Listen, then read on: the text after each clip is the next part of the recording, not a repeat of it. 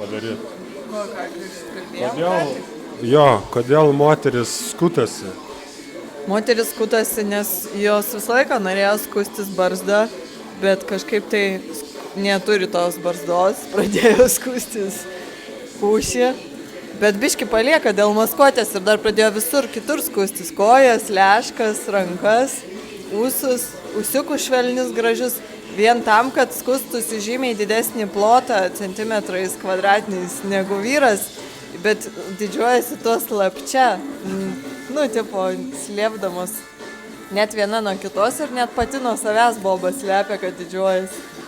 Visiškai nesutinku, ką tu čia sakai, nes bobos norėjo beprasmiškai prilikti vyrams ir bando prastumti naują išvaizdos standartą, kad plaukuota moteris negražu ir tarpusavėje dėl to netgi užverda didžiulės diskusijas, skyla į dvi stovyklas, šalininkės ir priešininkės,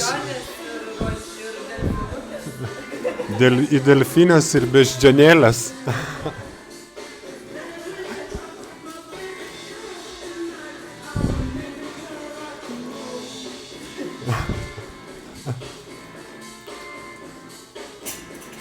Žodžiu, vyrai nyksta, o moteris dalinasi į dvi lytis – beždžionėlės ir delfinukės.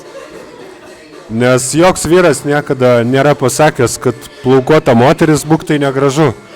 Bobos pačios vadina tos vyrus debilais, kuriems gražu plaukuota moteris. Ir